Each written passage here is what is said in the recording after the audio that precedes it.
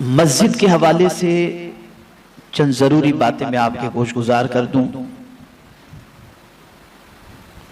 शोमिये किस्मत कि हमने हर चीज को फॉर्मेलिटी के तौर पर ले लिया, नतीजतन जो उसके फवाइद हमें नसीब होने चाहिए वो फवाइद नसीब नहीं हो रहे। मकसद से बिल्कुल बेखबर हैं, नमाज पढ़ करके बेहयाई कर रहे हैं। वजह यह है कि मकसद नमाज को हम नहीं याद रखे। रोजा रखने के बाद, माह रमजान गुजर जाने के बाद जिंदगी में कोई इनकलाब नहीं आ रहा, इसलिए कि रोजे के मकसद को हमने फरामोश कर दिया। हज करने के बाद जिंदगी में तब्दीली पैदा होनी चाहिए, वो नहीं हो पा रही। उसकी वजह भी यही है कि हज के मकसद को हमने फरामोश कर दिया। ऐसे ही अल्लाह के घर की अहमियत और अल्लाह के घर के मकाम और मर्तबे को और इसकी तामीर के मकसद को भी हमने फरामोश कर दिया। नतीजतन मस्जिद में जाकर के भी इंसान की रूह को इल्ला माशाअल्लाह तस्कीन की वो दौलत नसीब नहीं होती जिस दौलत का वो मुतमन्नी है। आइए मैं आपको मस्जिद के हवाले से थोड़ा सा समझाऊं।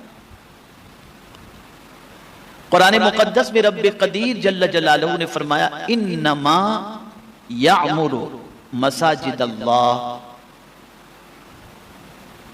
मन आमन बिल्लाहि वल यौमिल आखिर।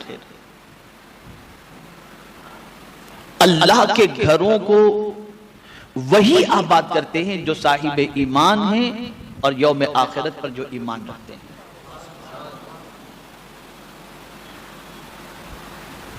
पैगंबर रहमत सल्लल्लाहु ताला अलैहि वसल्लम को मस्जिद से कितनी उनसियत थी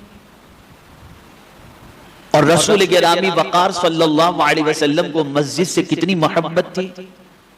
इसका अंदाजा आप इससे लगाएं कि मक्का मुकर्रमा में चूंकि मस्जिद हराम पहले से मौजूद थी और वहां सरकार सल्लल्लाहु अलैहि वसल्लम के ऐलान नबुव्वत के बाद के 13 साल जो गुजरे हैं वो निहायती आजमाइश और सख्त तरीन इम्तिहान से गुजरे हैं।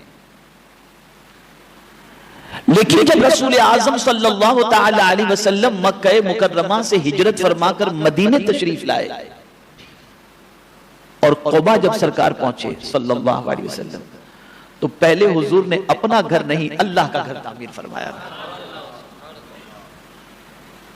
और उस घर के हवाले से कुरान ने फरमाया, लमस्जिदुन उस्सिसा अला तक़वा मिन अव्वल यौमिन अहक़्क़ु अन तक़ूम फ़ीहि फ़ीहि रिजालुन युहिब्बूना अन यतत्तहरू वल्लाहु युहिब्बुल मुत्तहिरीन।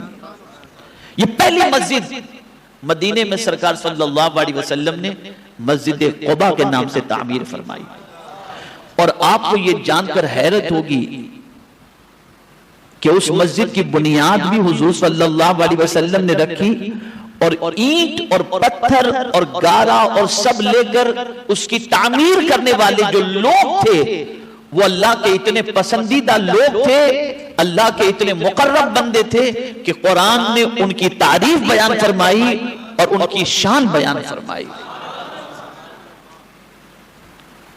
तो सरकार सल्लल्लाहु अलैहि वसल्लम क़ुबा तशरीफ लाए तो क़ुबा में मस्जिद तामीर फरमाई और फिर रसूल आज़म सल्लल्लाहु अलैहि वसल्लम 3 दिन के क़याम के बाद मदीने तशरीफ लाए। क़ुबा मदीने मुनव्वरा उस जमाने में, आज तो मदीने मुनव्वरा ही में क़ुबा आ चुका है, उस जमाने में थोड़े से फासले पर महसूस किया जाता था। वहां से सरकार सल्लल्लाहु अलैहि वसल्लम मदीने आए और जहां ऊंटनी बैठी वहां हुजूर सल्लल्लाहु अलैहि वसल्लम ने मस्जिद नबवी शरीफ की बुनियाद का प्लान बनाया। तो यहां भी आकर सरकार सल्लल्लाहु अलैहि वसल्लम ने मस्जिद ही की बुनियाद रखी और मिजाज दिया रसूल आज़म सल्लल्लाहु ताला अलैहि वसल्लम ने कि तुम जहां कहीं भी जाओ सबसे पहले अल्लाह के घर की फिक्र करो, तुम अल्लाह के घर को बनाओ, अल्लाह तुम्हारे लिए जन्नत में महल अता फरमा दे। ये मिजाज हुजूर सल्लल्लाहु अलैहि वसल्लम ने अता फरमाया। मेरे प्यारे आका सल्लल्लाहु ताला अलैहि वसल्लम के प्यारे दीवानों, अल्लाह ने मस्जिद को यूं तो अगर देखा जाए तो सारी कायनात का खालिक अल्लाह है। अल्लाहु खालिकु कुल्ली शै, हर चीज का पैदा करने वाला अल्लाह है। जमीन और आसमान कोई चीज ऐसी नहीं जिसका खालिक हो ना हो। लेकिन चंद चीजें ऐसी हैं जिसकी तरफ अल्लाह ने अपने आप को मंसूब किया। जैसे हुजूर सल्लल्लाहु अलैहि वसल्लम के हवाले से फला व रब्बिका, तेरे रब की कसम, मैं रब तो सबका हूं मेरे महबूब, लेकिन तेरा रब होना, तेरा रब होना है, तो तेरे रब की कसम फरमाया। ऐसी ही मस्जिद को भी अल्लाह अज़्ज़ व जल्ल ने अपनी तरफ मंसूब फरमाया कि ये अल्लाह का घर है, वो घर से बेनियाज है, वो घर से पाक है, लेकिन फिर भी मस्जिद को अपना घर बता करके परवरदिगार जल्ल जलालहू ने मस्जिद की निस्बत अपनी तरफ करके परवरदिगार जल्ल जलालहू ने यह वाज़ेह फरमा दिया कि ये मेरा घर है और जो मेरे घर आता है मैं उसकी मेहमानी किया करता हूं, मैं उसकी मेहमानी किया। ऐ रसूल गिरामी वक़ार सल्लल्लाहु तआला अलैहि वसल्लम के प्यारे दीवानों, बहुत गौर से आप जिस आये करीमा की तिलावत का मैंने शर्फ हासिल किया उससे मुतालिक समाअत फरमाएं। ईमान की कुछ निशानियां हैं, मोमिन की कुछ निशानियां जिससे मोमिन पहचाना जाता है। हमारा आपका अपने आप को मोमिन कहना ये फिर भी अपने आप का कहना होगा, लेकिन कुरान ने जो मोमिन की अलामत बताई है, अगर वो अलामत हमारी जिंदगी में पाई जाती है तो दुनिया कुछ भी कहे, कुरान की रोशनी में हम मोमिन कहलाएंगे। तो अब कुरान ने क्या कहा, जिस तरीके से कुरान ने एक मकाम पर फरमाया मोमिन के हवाले से, इन्नमल मुमिनूना इख्वा, सारे मोमिन आपस में भाई भाई हैं। ऐसे ही परवरदिगार जल्ल जलालहू ने मोमिन को एक जगह उजागर किया कि मोमिन कौन है, इन्नमल मुमिनूना अल्लज़ीना इज़ा ज़ुकिरल्लाहु वजिलत कुलूबुहुम व इज़ा तुलियत अलैहिम आयातुहु ज़ादतहुम ईमाना। मोमिन वही है कि जब उसके सामने अल्लाह याद किया जाए तो उसका दिल लरजने लगता है, ये मोमिन को उजागर किया। ऐसे ही अल्लाह ने इरशाद फरमाया, इन्नमा यामुरु मसाजिदल्लाह मन आमन बिल्लाहि वल यौमिल आखिर। अल्लाहु अकबर। मोमिन की एक पहचान ये भी बताई कि मोमिन वही है अल्लाह पर और यौम आखिरत पर ईमान लाने वाला क्या करता है, उसकी शान कुरान बयान करता है कि वो अल्लाह के घरों को आबाद करता है, अल्लाह के घरों को आबाद करता है। मोमिन की पोजीशन ये होती है कि मोमिन अल्लाह के घर को वीरान नहीं करता, अल्लाह के घर को आबाद करता है। अब ये आये करीमा का शान नुज़ूल क्या है, तो मेरे प्यारे आका सल्लल्लाहु तआला अलैहि वसल्लम के प्यारे दीवानों, ग़ज़वा बद्र के अंदर रसूल आज़म सल्लल्लाहु अलैहि वसल्लम के चचा हज़रत अब्बास, जो अभी आगोश इस्लाम में कदम नहीं रखे थे और कुफ़ारे कुरैश की तरफ से मैदान बद्र में वो आए थे, गिरफ्तार कर लिए गए। और जब हजरत अब्बास को गिरफ्तार कर लिया गया, चूंकि अभी वो इस्लाम कबूल नहीं किए थे, और गिरफ्तार करके जब रसूल आज़म सल्लल्लाहु तआला अलैहि वसल्लम की बारगाह में उनको पेश किया गया, उस वक्त सहाबाए किराम अलैहिमुर रिदवान ने हजरत अब्बास को बहुत सख्त सुस्त कहा। किसी ने कुछ कहा, किसी ने कुछ कहा, किसी ने कुछ कहा, लेकिन सबसे सख्त लबो लहजा अगर किसी का था तो वो मौला अली करमल्लाहु ताला वजहुल करीम का था। मौला अली ने हजरत अब्बास से यूं कहा, आप हुजूर सल्लल्लाहु अलैहि वसल्लम के चचा हो, आपको सरकार की कराबतदारी का भी कोई ख्याल नहीं? आपने इनका बचपना देखा है, इनकी जवानी देखी है, इनकी जिंदगी देखी है, क्या कोई लफ्ज उनकी ज़बान से कभी झूठ निकला है? आप इनके मुकाबले में जंग करने के लिए आए, आप इनसे लड़ने के लिए आए। आप जानते हैं कि जमीन पर सबसे सच्चा और अच्छा इंसान और रसूल इनके अलावा कोई दूसरा नहीं, फिर भी आपको रिश्तेदारी का भी कोई ख्याल नहीं। तो उस वक्त हजरत अब्बास जो अभी इस्लाम कबूल नहीं किए थे, उन्होंने मौला अली से कहा कि आप लोगों को क्या हमारी सारी बुराइयां ही नजर आती हैं, हमें कोई अच्छाई आपको नजर नहीं आती? तो मौला अली को हैरत हुई, उन्होंने कहा आप लोगों में क्या अच्छाई? तो उन्होंने कहा कि हम मस्जिद हराम को आबाद करते हैं, हम हाजियों को पानी पिलाते हैं, ये काम उन्होंने बताया। अब आबाद करना क्या था, गौर से सुनिएगा, इसलिए कि आपको फिक्र मस्जिद की समझ में आएगी। हजरत अब्बास जो अभी आगोश इस्लाम में कदम नहीं रखे थे, उन्होंने मौला अली से कहा कि मस्जिद हराम हम आबाद करते हैं, आबाद किस तरीके से करते थे? तो वहां मस्जिद हराम के अंदर ओटे बने हुए थे, वहां लोग बैठते थे और बैठ करके गपशप करते थे। इसी को हजरत अब्बास ने कहा कि हम आबाद करते हैं। कुरान ने फौरन आये करीमा कुरान मुकद्दस की नाजिल हुई कि तुम जिस चीज को आबाद करना कहते हो वो आबाद करना नहीं है, आबाद करना ये है कि अल्लाह के घर के अंदर तुम नमाज कायम करो। और कोई मुशरिक अल्लाह के घर को आबाद नहीं करता, अल्लाह का घर आबाद करता है तो ईमान वाला आबाद करता है, आखिरत पर भरोसा रखने वाला और यकीन रखने वाला आबाद करता है। उस वक्त ये आये करीमा नाजिल हुई। मेरे प्यारे आका सल्लल्लाहु ताला अलैहि वसल्लम के प्यारे दीवानों, यहीं से ये मिजाज मिला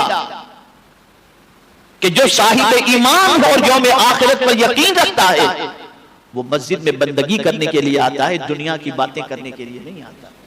और फरमाया गया मस्जिद में दुनिया की बातें करना बिल्कुल इस तरह है कि लकड़ी को जिस तरह से आग जला डालती है, ऐसे ही दुनिया की बात अगर कोई मस्जिद में करे तो उसकी नेकियां ये बातें जला दिया करती हैं।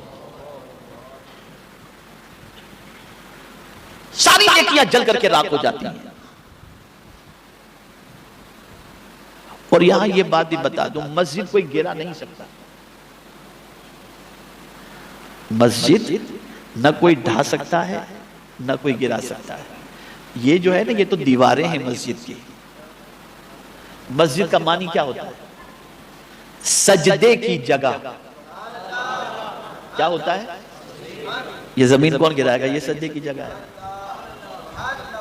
ये सजदे की जगह है ना।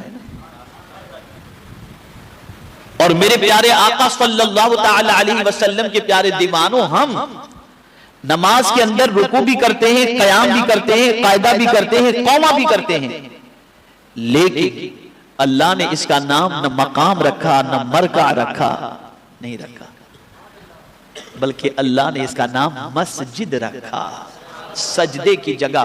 इससे मुराद ये है कि बंदा जब भी चाहे कि वो खुदा से करीब हो जाए, वो सजदे में चला जाए, वो अल्लाह से करीब हो जाएगा। और सजदे की हालत में बंदा खुदा से सबसे ज्यादा करीब होता है। ए रसूल आज़म सल्लल्लाहु ताला अलैहि वसल्लम के प्यारे दीवानों, मस्जिद की ताजीम का हुक्म भी कुरान में मौजूद है। और क्या करना चाहिए मस्जिद के अंदर, ये भी कुरान में मौजूद है। फी बुयूतिन अदीन अल्लाह अन तुरफा व युज़करा फीहा अस्मुहु युसब्बिहु लहु फीहा बिल गुदुव्वि वल आसाल औ कमा क़ाल। अल्लाह के घरों की ताजीम करो और उसमें अल्लाह का नाम लो, अल्लाह का जिक्र करो। और मेरे प्यारे आका सल्लल्लाहु ताला अलैहि वसल्लम के प्यारे दीवानों, और ये नहीं कि थोड़ी देर के लिए जिक्र करो और बाद में जिक्र न करो, नहीं, बल्कि सुबह भी उसकी तस्बीह बयान करो और शाम भी उसकी तस्बीह बयान करो। और जिस शख्स का दिल मस्जिद में लगा हो और जिस शख्स को मस्जिद से मोहब्बत हो, आका करीम रऊफ रहीम अलैहि तहियत व तस्लीम इरशाद फरमाते हैं कि 7 किस्म के लोग ऐसे हैं जिन्हें अल्लाह कल बरोज़ क़यामत अर्श के साए में जगह अता फरमाएगा। और ये बात याद रखें, क़यामत जब कायम होगी ना, तो ये जमीन जो है ना, इस पे अभी आपको पहाड़ भी नजर आते हैं, ऊंची नीची भी नजर आती है, लेकिन ये बिल्कुल रोटी की तरह एकदम प्लेन हो जाएगी ये जमीन। और कोई दरख्त, कोई दीवार, कोई साया, कुछ भी नहीं होगा।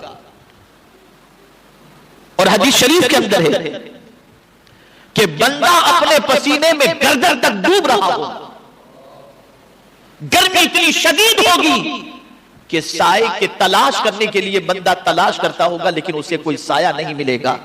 लेकिन ऐसे में हुजूर फरमाते हैं सल्लल्लाहु अलैहि वसल्लम, 7 खुश नसीब ऐसे हैं जिन्हें अल्लाह कल बरोज़े क़यामत अर्श का साया नसीब फरमाएगा। उनमें से एक कौन है? वक़ल्बुहु मुअल्लक़ुन फिल मस्जिद हत्ता यरजिअ। उसका दिल, यानी उस बंदे को अल्लाह अर्श के साए में जगह अता फरमाएगा जिसका दिल मस्जिद से मुअल्लक हो, यानी नमाज पढ़ करके निकला, लगा तिजारत में है और इंतजार कर रहा है कि कब अजान हो मैं फिर से मस्जिद में चला जाऊं।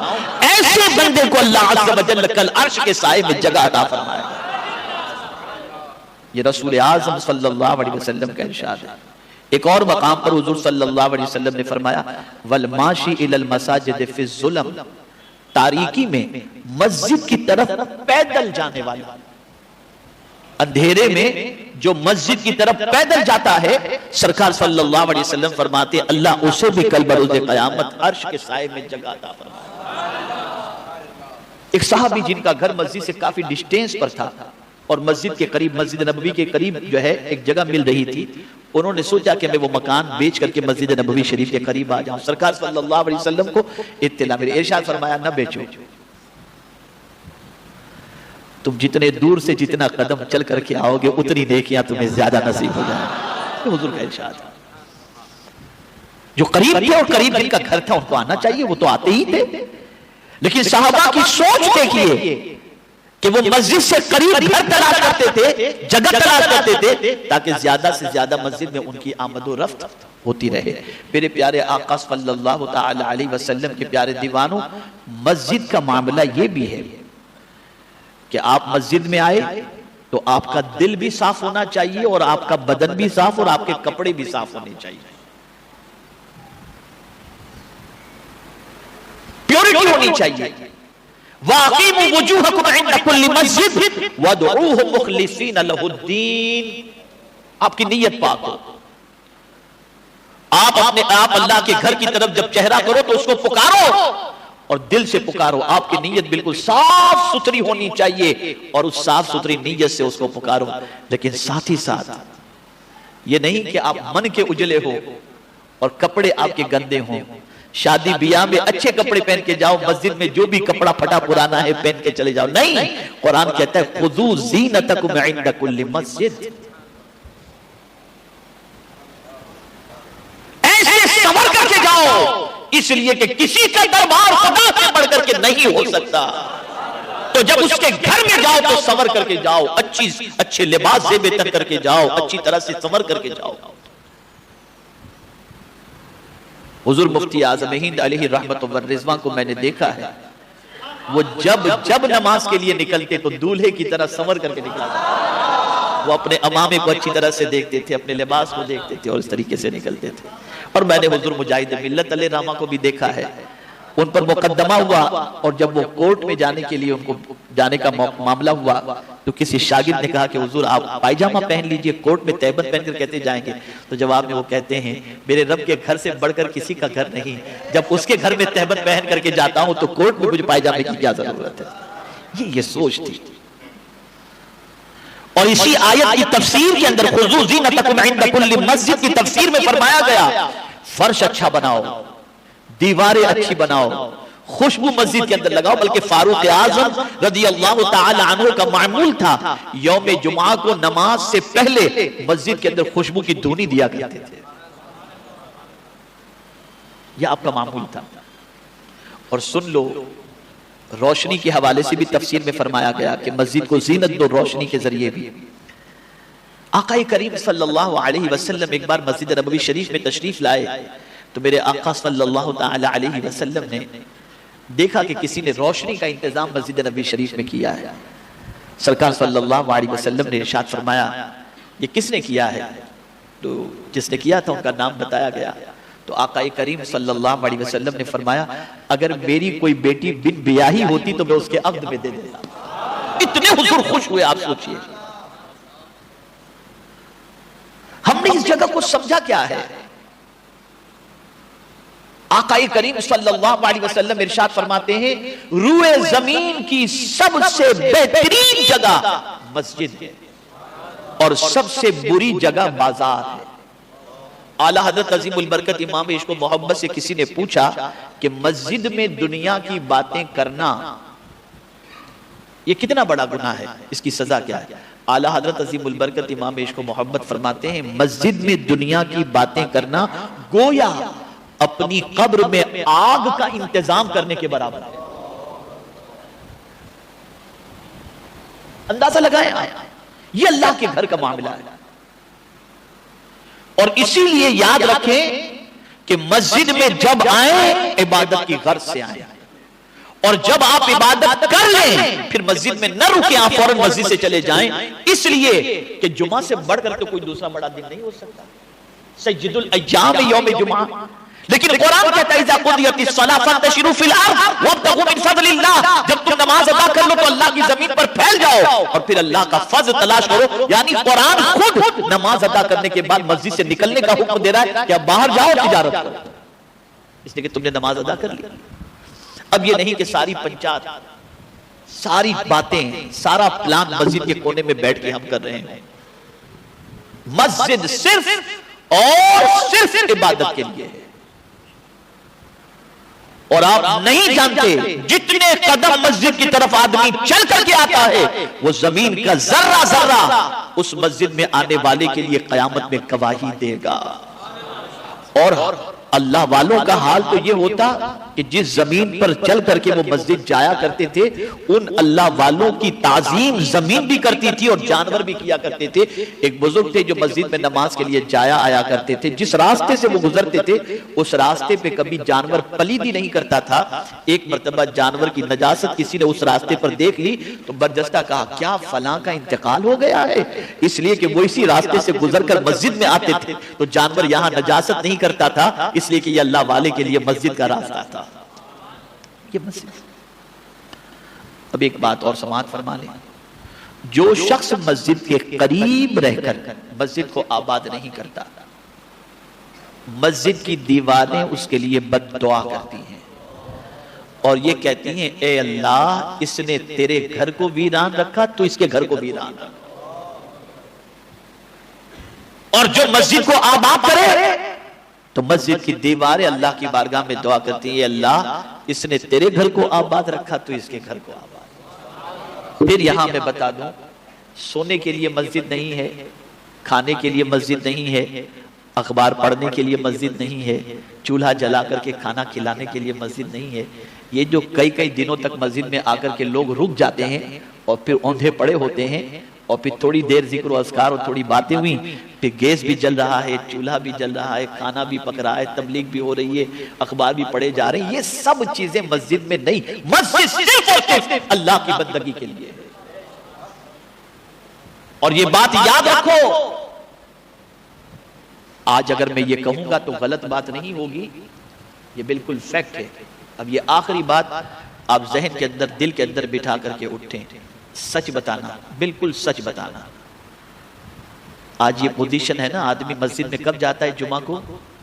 जब खुतबा शुरू होता है और मस्जिद से जल्दी भाग जाता है। सच बताना, मस्जिद में दिल नहीं लगता ना लोगों का। भाई एक सवाल पूछ रहा हूं, बहुत ठंडे कलेजे से जवाब दीजिए, अपने आप में झांक करके जवाब दीजिए। बहुत सारे लोग मस्जिद में आते हैं, बेचैनी होती है, यार कब निकले, अरे इमाम साहब बहुत लंबी किरात कर डाले यार, थका दिया उन्होंने।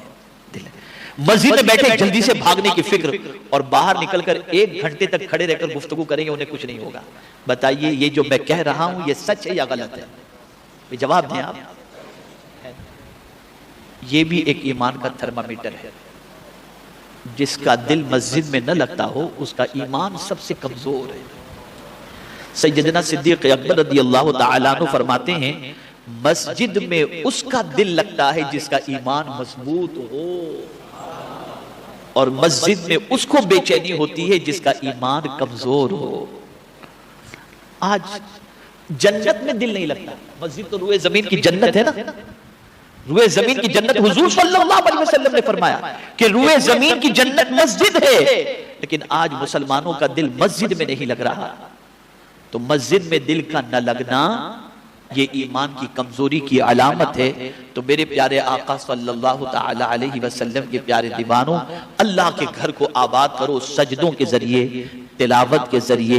अल्लाह के घर को आबाद वही करता है जो साहिब ईमान हो, यौम आखिरत पर जिसका यकीन हो। और मेरे प्यारे आका सल्लल्लाहु अलैहि वसल्लम के प्यारे दीवानों, जिसको कल बरोज़ क़यामत अर्श के साए में जगह दरकार हो, वो अल्लाह के घर से मोहब्बत भी करता है और अल्लाह के घर में आना जाना अपनी आदत बनाता है।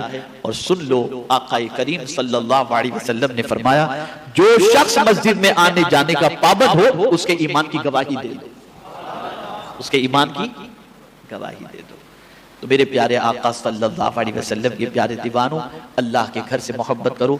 बहुत बड़ा काम इस मस्जिद को कायम करने में और कायम करके हमारे फैज़ान यूसुफ के नाम से जो जनाब मरहूम यूसुफ साहब हैं, उनके बच्चों ने जमीन वगैरह दी और तामीर वगैरह हुई। बहुत बड़ा काम हुआ है, बहुत बड़ा काम। अब आप देखें ना, सिद्दीक अकबर रज़ी अल्लाह तआला अन्हु को हर सजदे का सवाब मिल रहा है।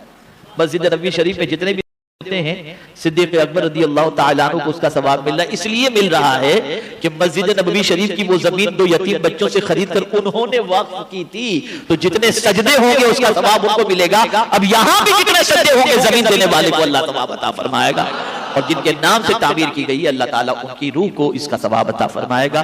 तो अल्लाह के घर को प्रायोरिटी दो, जहां जाओ पहले मस्जिद कायम करने की फिक्र करो, अल्लाह के घर को कायम करने की फिक्र करो।